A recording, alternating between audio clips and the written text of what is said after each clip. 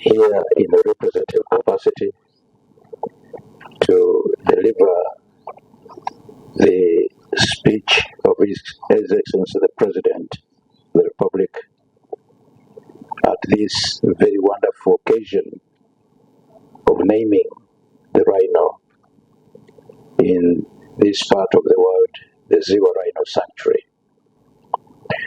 This is a very worthy event and campaign for the restoration of rhinos, which are part of the Big Five campaign meant to restore and rejuvenate the tourism glory that was lost during the times of turbulence in Uganda in the 1970s.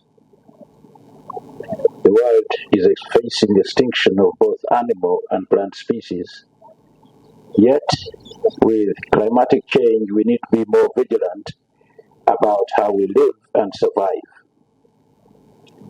As ecosystems and habitats degrade and disappear, biodiversity, which is the interconnectedness of all forms of life on our planet, is in jeopardy in light of the new global agreement to protect our lands, ocean, and waters, because the humans and animals depend on them. Let us all accept that without biological diversity, there is no other life on earth. It is therefore based on that reason that we should rise to the occasion and raise funds for the multiplication and conservation of rhinos today, but also identify, multiply, and conserve what we have, plus other animals that are becoming extinct. When the NRM took leadership in 1986, the entire rhino population was decimated to extinction, and a plan to reintroduce rhinos to Uganda was initiated. Today's event is a highlight of the effort of the Ministry of Tourism, and we now pride in the presence of 48 rhinos, 30 males and 18 females, excluding the 2 at the Uganda Wildlife Education and Conservation Center in Entebbe.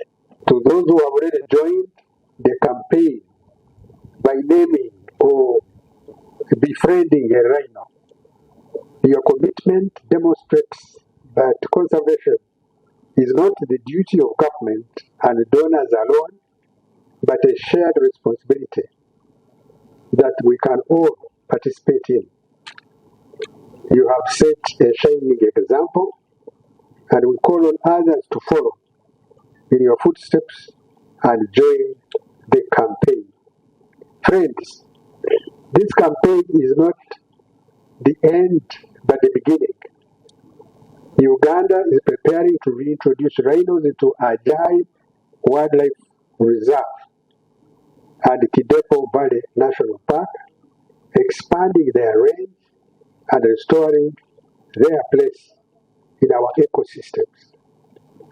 We also are scaling up anti-poaching measures, investing in tourism infrastructure, strengthening climate resilience in conservation areas. The Name and Save a Rhino campaign will continue beyond today. It will be an annual event celebrated every 22nd September, the World Rhino Day. We invite Ugandans and our global friends to participate by naming a rhino, befriending a rhino, or contributing to conservation. Every action counts, and truly every coin also counts. As we live here, we should go inspired to do more, to give more, and to protect more. In protecting our rhinos, we protect Uganda's soul, our tourism future, and our children's inheritance. When you see us in the bushes, we are not just creating content, members. We are actually working to promote a sustainable tourism product. And if you take nothing away from this conversation that we're having today, from the celebration of this milestone, please take away this, that the owners of the product, managing product Uganda, is all of ours. So these animals, they belong to all of us. And nowhere else have I seen a sustainable ecosystem where human and wildlife humans and wildlife are coexisting so comfortably than here at Ziwa. So Captain Ray and family and the Owa family, wow. And as tourism, we've been tasked to raise $50 billion US. And therefore, for us to be able to achieve this, we must work hard in terms of conservation, we must market our country, but also must innovate so that we diversify tourism products and services to be able to attract more visitors to this country. This is one single innovation that we are naming and saving a rhino and translocating 20 of them from here at Ziwa to Ajai Wildlife Reserve. We are naming the rhino and raising money to save it because we are following a 10-year growth strategy for the conservation of the rhino. After taking 20 to Ajai, we are working hard with some partners, the Northern Range Trust, to introduce 100 or more. Not out of these, but they are going to be imported in Kiboko Valley National Park, and work has started there. We are also going to come to Maxim Falls National Park, and at the moment we are dealing with the southern white rhinos, and we are also going to bring back the indigenous eastern black rhino. And all of this is a systematic approach that has been developed and documented within a 10-year rhino conservation strategy. So when we are asking the public to join, we would like people to be involved in conservation. Conservation is not only for Uganda Life Authority, but rather for all of us. On this day, I wish to highlight the priority areas for tourism development this financial year 2025-2026, and in the medium term.